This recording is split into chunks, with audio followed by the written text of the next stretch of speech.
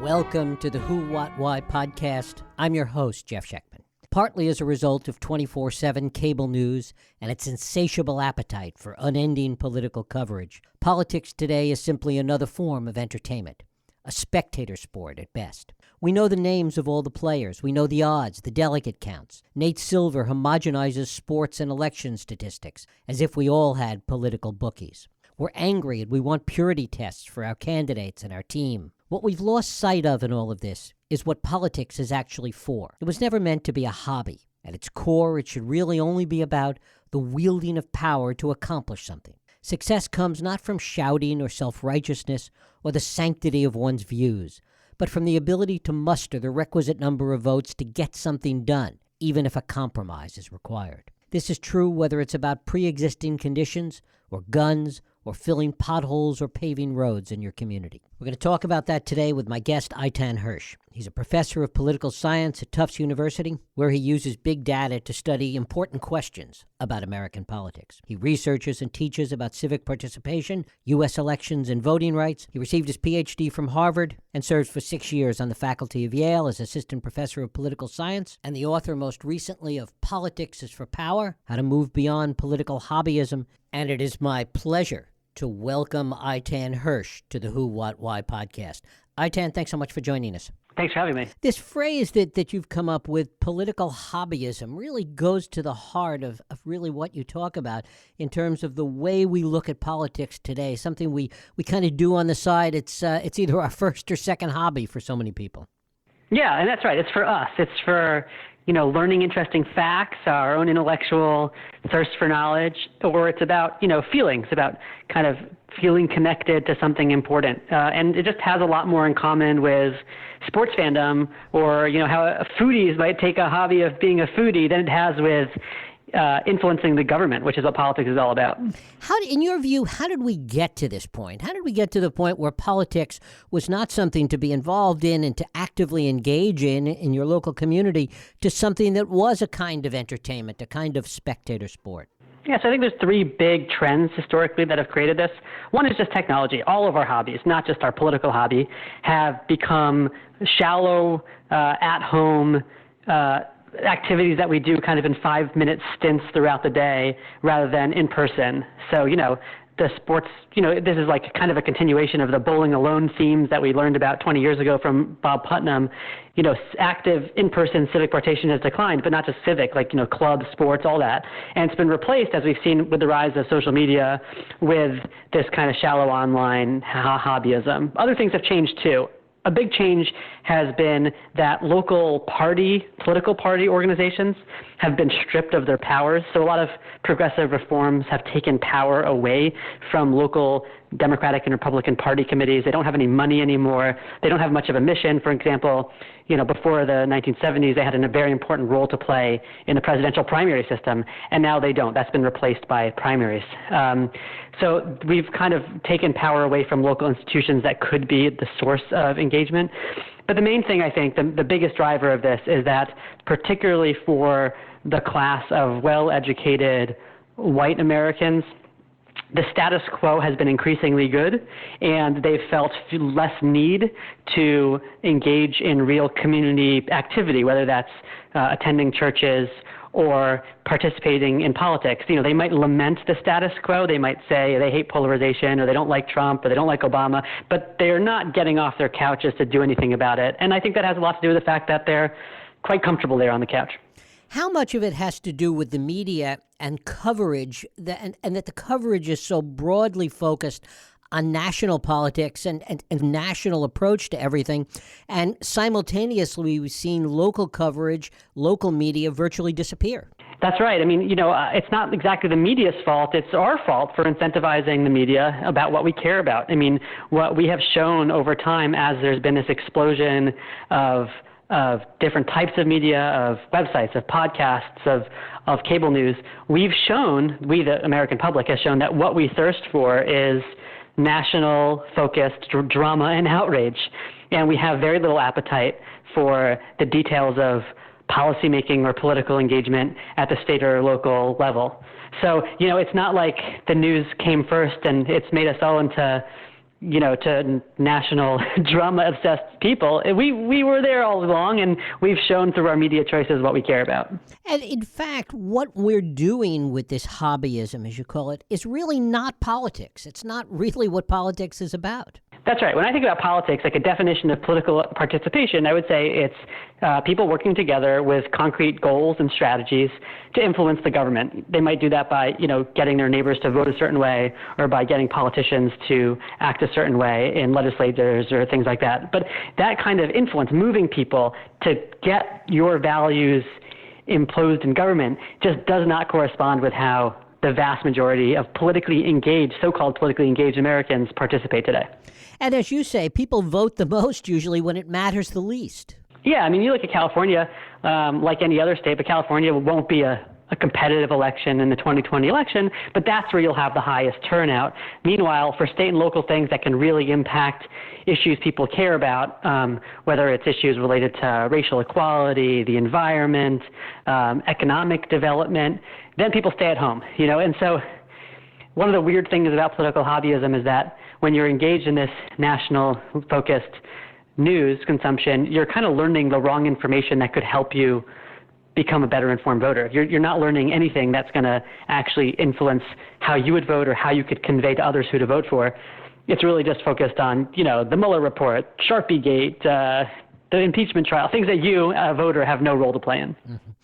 In many ways, it is a kind of laziness, I suppose, because it's real easy to turn on cable news or go on social media.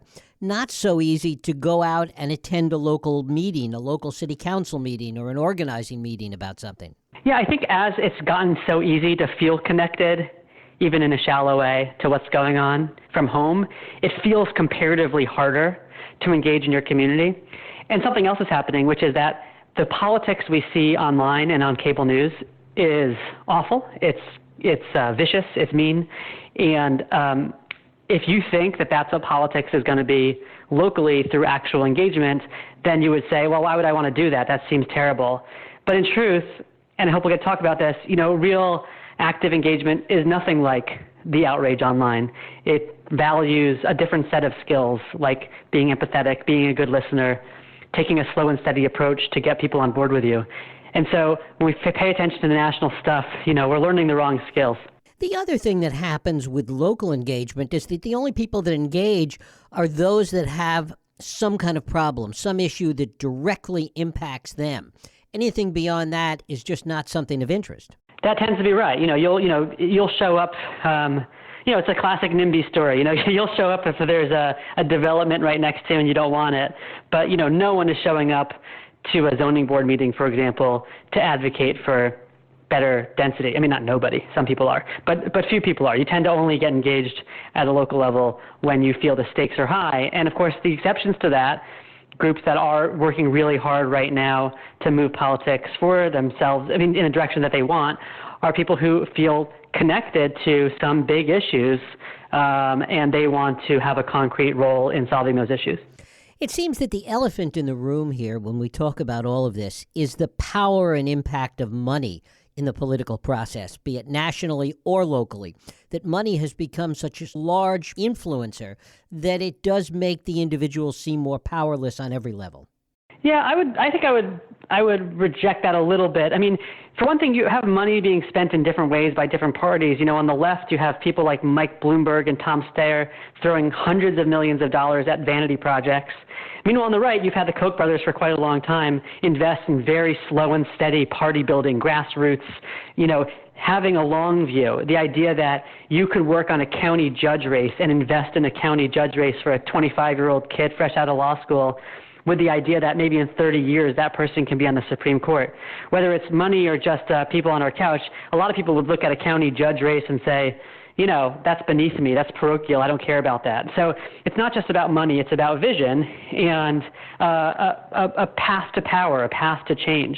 If you're focused on instant gratification, whether you're Tom Steyer or whether you're someone without any money on the couch, it's going to result in a lack of power for the things you care about. It does seem, to put this in some partisan perspective, it does seem that Republicans have understood this in a more powerful way with things like ALEC and their effectiveness in state races, for example. That's right. And I think Republicans are, as there's been this very increasingly strong relationship between church attendance and Republican affiliation, you see that it's Republicans, much more than Democrats, who are in the practice of regular community participation. You see groups like gun clubs that have a very clear service mission of, safety classes and things like that tied to a political agenda, but at a grassroots level. The churches that are involved in the Right to Life movement, you see, again, grassroots local organizing with a long-term path to power. And so I think a lot of our best examples of what I think are the successful models of long-term change are on the right. And on the left, you have this kind of cosmopolitan view that, I care about the big important stuff, and anything in my own community is kind of boring and unimportant. What are you seeing in terms of the nexus between these national attitudes and local politics? The way in which the anger, the partisanship, the division that we see nationally playing out in this entertainment sports complex, the way in which that's trickling down to poison, really, local politics. Yeah, I have been personally at some local community meetings where I've seen someone maybe who's not as practiced at being in those meetings take this kind of performative outrage approach. And, it doesn't go over well. You can really spoil a meeting by deciding it's a performance art for you to vent your anger. Really, when you're engaged in any kind of local politics, you have to get people on board with you. And the issues are not so black and white. If the issue is about, say, the environment, the people that you're going to have to convince to move one way or the other are people who are in your neighborhood, who have different priorities, and you can't yell at them if you want them to do what you want. And so I think if you try to approach a real political activity with that kind of outrage, you're not going to get very far. But it certainly can make, in the short term, these kinds of meetings awkward. How much of that comes from the fact that compromise has become a dirty word in the larger national political discourse? Yeah, I think that's a big part of it. I mean, that's people don't, when your opponent is some kind of distant villain who you don't have to interact with, it's very easy to take a non-compromise approach. And if you are looking at politics like a show, you don't want your senators to compromise. You want them to dig in their heels and fight. But if you actually want to make progress on something, and we know this, anyone who's been in a meeting at work, at a school, any kind of meeting knows that you have to be compromising and thoughtful and empathetic about where other people are coming from. So, the outrage online is not just a distraction. It's not just like a waste of time for people who have real goals in politics. It's really like the opposite of what it takes to build political power. But, it's not just that people are lazy. A lot of people don't really have a sense of what it's like to be engaged in communities, or they feel scared about it. I think a lot of young people have never seen anything like real community engagement. And so, that's why in this book I wrote, I spent a lot of it highlighting stories of local organizers who really show us that, the thing they are doing, political power building, is, first of all, beautiful and interesting and engaging, and also not so different from, I think, what the values of the people who are right now in the hobbyist mode feel. I guess part of the question is, and maybe this sort of feeds into all the wrong impulses, but how do you make local politics, local community organizing, local engagement, how do you make that sexier in the kind of entertainment celebrity culture we live in? Look at some of the stories in the book. Just to highlight one of my favorites, this 98-year-old man who is called the Ukrainian boss. He's been under investigation by the U.S. attorneys. And it turns out his story is amazing. He, in retirement, was just kind of a do-gooder in his community. He helped drive people in his community of mostly Russian refugees from the former USSR. He drove them to doctor's appointments and taught them English and was just a nice person in his community. And then he decided to leverage that into political organizing. So he and a bunch of his lieutenants, he called them, they would go around and say, here's who the community should vote for. They would pass out these slates. They would get out the vote.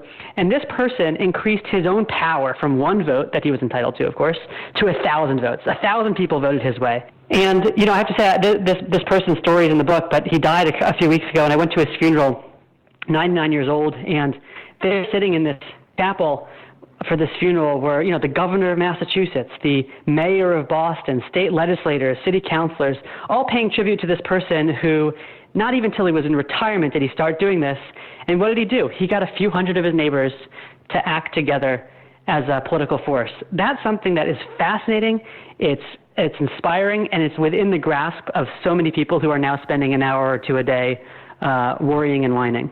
How much of it has to do with the fact that it's become kind of unpleasant, or people perceive it as unpleasant, I suppose, to run for local political office?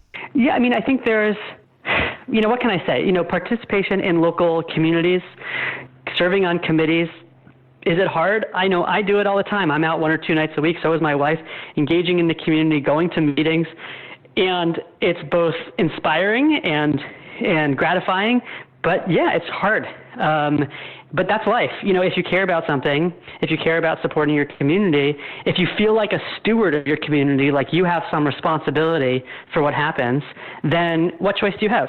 Is one of the factors that enters into this, and it's certainly something you see here in the Bay Area in California, and I suppose other places, because of the increasing cost of housing, people moving further and further away from where they work, that they are more disconnected from their community because it really becomes just a place where they sleep. Yeah, I think you see that, and you see that in different ways in different demographics. When I look at my students now, my college students, I know that in the next 10 years, they're going to move about 6 times. They're probably not going to live near where they grew up. They're not going to get married until they're close to 30, and they're not going to have kids until around then. And so they're not going to feel settled for a decade. Now, does that mean that they shouldn't be involved in any community affairs until then? No, because if you participate where you can, where you live, you build skills and relationships that will continue to carry with you after you leave that place, but that are also useful in the moment. So if you don't feel connected to where you live, but you feel connected to where you work, you can engage there. But where you live, there are a lot of opportunities to engage on issues that you care about and be part of something that multiplies the power of your own vote or voice. Do you find that there's a difference between urban and rural and suburban places in terms of community engagement?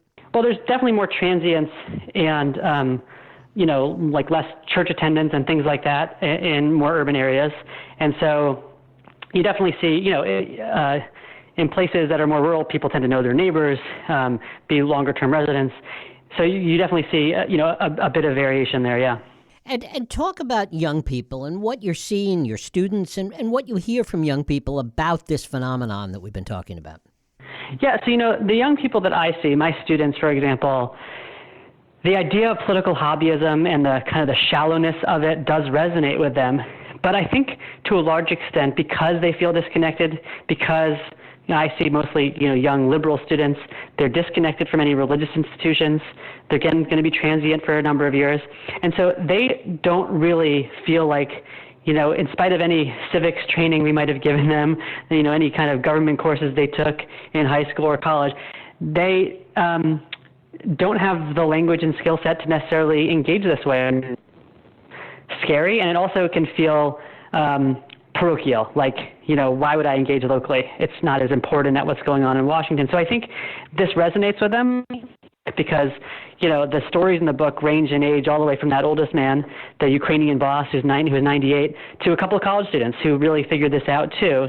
And even in their short-term life as college students in one particular place, they figured out how to get engaged too. So I think my students, it resonates with them. They don't see the alternative to hobbyism, and that's what I'm trying to show them here. And if they don't come to understand it the way generations years ago did, if they don't quite get that local involvement, what do you see then for the future of politics as we know it?